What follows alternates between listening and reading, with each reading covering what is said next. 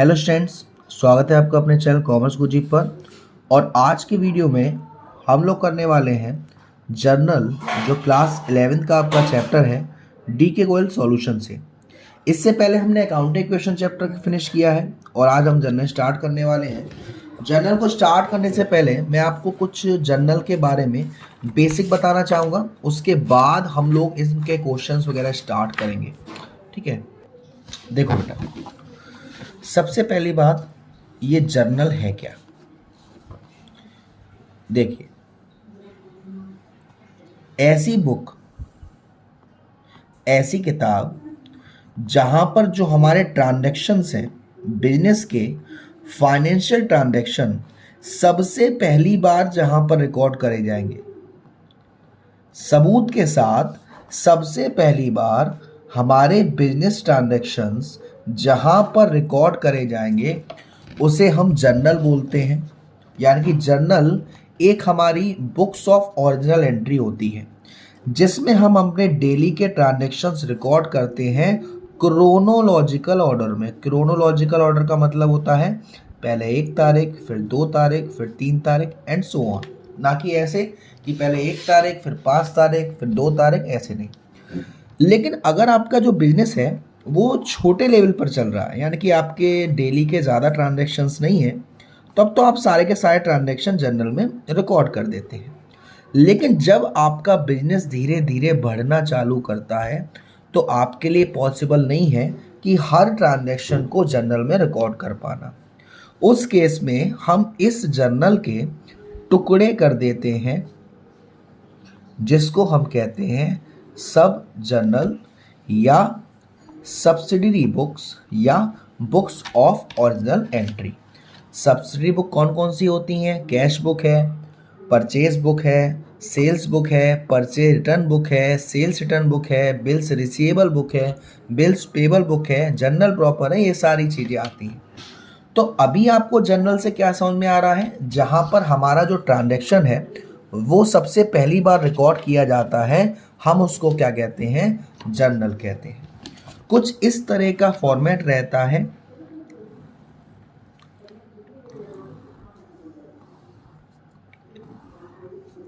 ऐसा फॉर्मेट रहता है।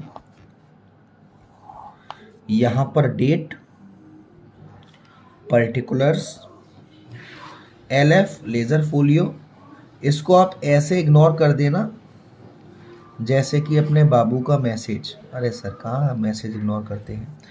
डेट किस तारीख को लेन देन हुआ है, पर्टिकुलर क्या लेन देन हुआ है, LF अमाउंट डेबिट में और अमाउंट क्रेडिट में। अब हम एंट्रीज जो करेंगे, ट्रांजैक्शंस को रिकॉर्ड जो करेंगे, हम किस तरह से करते हैं, कैसे करते हैं, उसे समझेंगे। देखो, वैसे तो जो हमारे ये जर्नलाइजिंग है, यानी कि जर्नल एंट्री है, वो 3 रूल्स पर डिपेंड है। सबसे पहला है पर्सनल अकाउंट।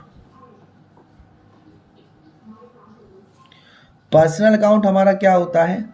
पर्सनल अकाउंट के हिसाब से हमारा एक रूल है, वो कहता है डेबिट द रिसीवर और credit the giver. Personal account का मतलब है जहां पर आप नाम पढ़ के मालूम कर लें कि इस ट्रांजैक्शन में इस इंसान ने, इस कंपनी ने, इस स्कूल ने किसी चीज़ को रिसीव किया है या दिया है, तो उसमें हम एंट्री क्या करते हैं? रूल क्या होता है? Debit the receiver, credit the giver. For example, अगर मैं आपसे कहूं हमने 20,000 रुपये गोपाल को दिए, तो गोपाल को पैसे मिल रहे हैं या गोपाल दे रहा है? सर, गोपाल दे रहा है, तो गोपाल रिसीवर है, डेबिट होगा। डेबिट कैसे लिखेंगे? ऐसे, गोपाल DR। और हमारे पास से क्या गया? पैसा गया, तो कैश को हम क्रेडिट करेंगे। इस तरीके से हम डेबिट करते हैं और इस तरीके से क्रेडिट। यहाँ डेबिट साइड में अमाउंट गोपाल का और यहाँ क्रेडिट साइड में अमाउंट कैश का। अच्छा, अगर मैं आपसे कहता कि हमारे पास 20,000 रुपये आए गोविंद से, तो गोविंद गिवर है या रिसीवर है? गिवर है, और गिवर क्या होगा? क्रेडिट होगा। हमारे पास क्या आ रहा है? पैसा आ रहा है, तो कैश अकाउंट DR2 किससे आ रहा है? गोविंद से आ रहा है। ये रूल तो चलता है हमारा पर्सनल अकाउंट में, जिसे हम कहते हैं personal account, debit the receiver, credit the giver. दूसरा जो रूल होता है हमारा वो होता है रियल अकाउंट का। रियल अकाउंट का रूल क्या कहता है? Debit what comes in, credit what goes out. जो आपके पास आ रहा है उसे डेबिट करेंगे और जो आपके पास से जा रहा है उसे हम क्रेडिट करेंगे। फॉर एग्जाम्पल, अब ये जो रियल अकाउंट होता है वो मोस्टली जो हमारी एसेट्स होती हैं, हमारी संपत्ति होती हैं, उनसे रिलेट करता है। फॉर एग्जाम्पल, जैसे मैंने कहा आपने मशीनरी खरीदी 5 लाख की नगद, तो मशीनरी भी हमारा रियल अकाउंट है और कैश भी हमारा रियल अकाउंट है। आपके पास मशीनरी आ रही है इसलिए आप मशीन को डेबिट करोगे और पैसा जा रहा है इसलिए उसको क्या करोगे? क्रेडिट करोगे। एंट्री क्या पास होगी? Machinery account DR2 cash account, है ना। इस तरीके से थर्ड जो होता है वो होता है हमारा नॉमिनल अकाउंट। नॉमिनल अकाउंट हमारे बेसिकली सारे फायदे और सारे नुकसान के लिए होता है, जिसका रूल होता है debit all expenses and losses. जो भी हमारा घाटा है, हमारा खर्चा है, उसको हम डेबिट करेंगे और जो भी हमारा फ़ायदा है उसको हम क्रेडिट करेंगे। जैसे कि मैंने आपसे कहा सैलरी पेड, तो हमारे पास सैलरी पेड है, खर्चा आया है, एंट्री क्या होगी? Salary to cash.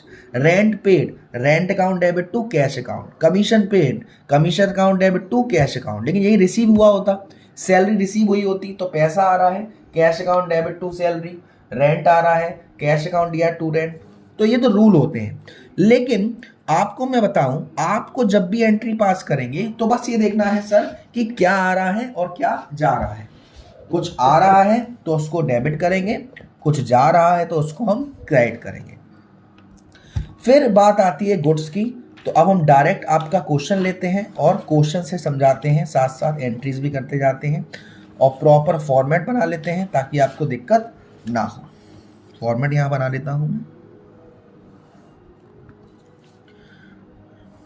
Date, particular, LF, amount. चलिए देखिए, ये मैंने बढ़िया सा फॉर्म बना लिया, प्यारा सा। थोड़ा सा जूम बाहर कर दूँ बस ताकि आपको दिखे। यहाँ पे ये date, particulars, LF,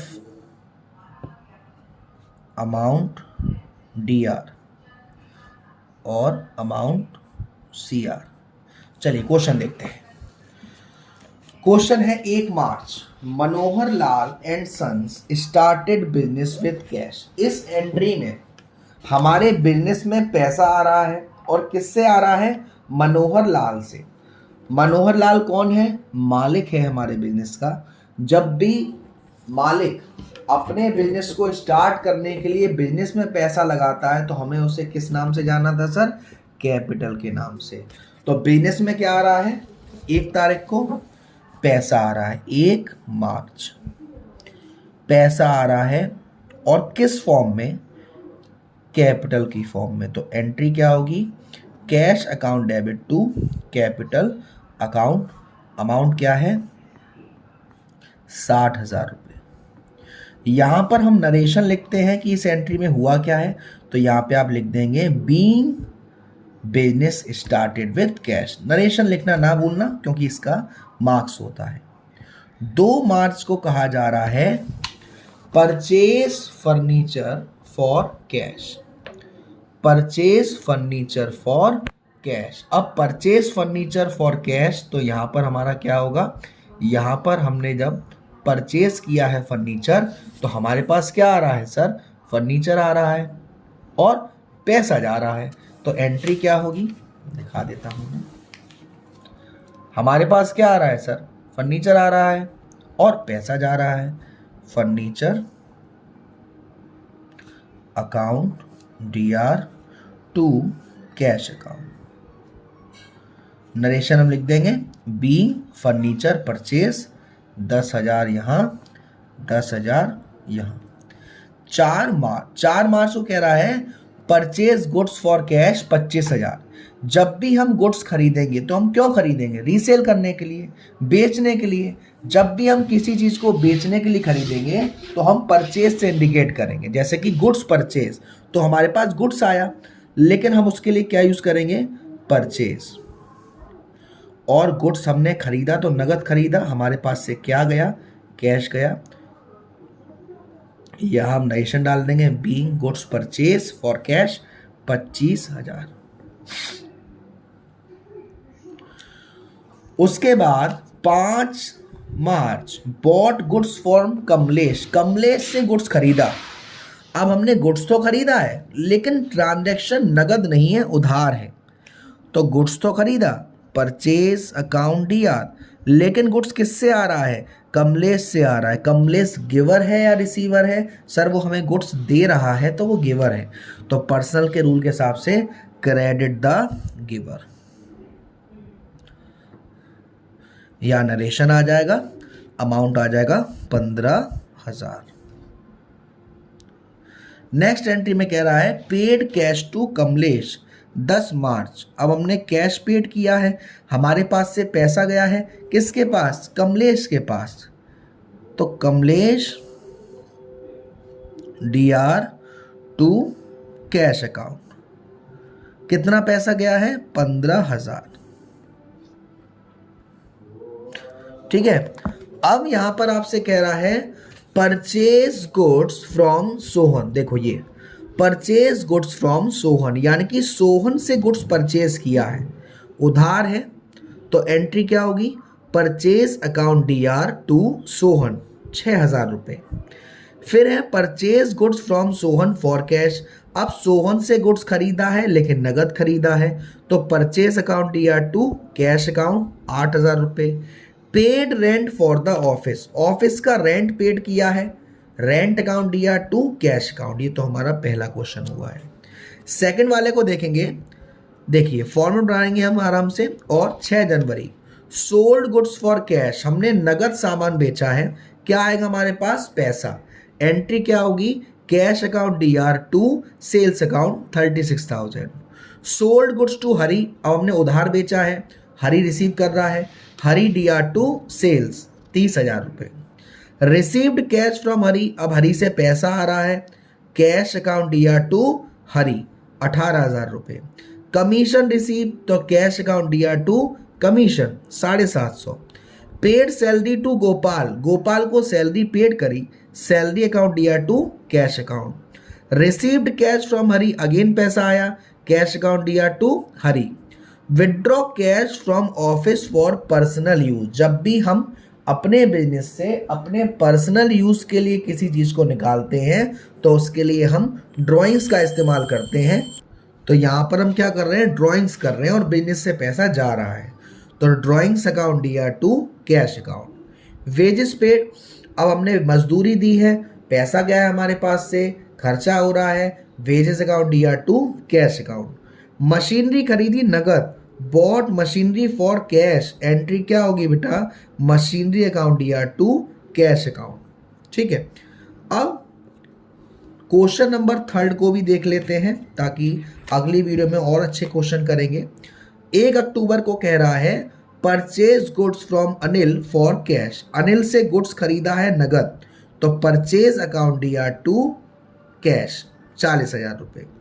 purchase goods from Atul, Atul से खरीदा है, कैश नहीं लगा यानी कि उधार है, purchase account DR to Atul 75,000। Return goods to Atul, अब हमने अतुल को गुड्स रिटर्न कर दिए, अतुल से हमने खरीदे थे तो अब गुड्स किसके पास जा रहा है? अतुल के पास। एंट्री क्या होगी? Atul DR to purchase return account 3,000 रुपये। पेड कैश टू अतुल, अब हमने अतुल को 50,000 रुपये दिए, एंट्री क्या होगी? Atul DR to cash account 50,000 रुपये। Sold goods to Charu, Charu को हमने सामान बेचा है, उधार है, तो चारू DR टू सेल्स। अब Charu return 20% of goods, Charu ने इसका 20% गुड्स वापस कर दिया, गुड्स हमारे पास आ रहा है, तो एंट्री क्या होगी, sales return account DR to Charu. Paid rent, rent paid किया है, rent account DR to cash account. Sahil withdraw for personal use, Sahil ने अपने पर्सनल यूज के लिए पैसा निकाला है, तो अभी मैंने क्या बताया था, ड्राइंग्स होता है जब भी हम पर्सनल यूज के लिए निकालते हैं, तो Sahil withdraw for personal use drawings account DR to cash account. तो आज की वीडियो में हम इतने ही क्वेश्चन रखते हैं, क्वेश्चन नंबर 1 से लेके 3 तक हमने किए। नेक्स्ट वीडियो में हम लोग करेंगे क्वेश्चन नंबर 4 से।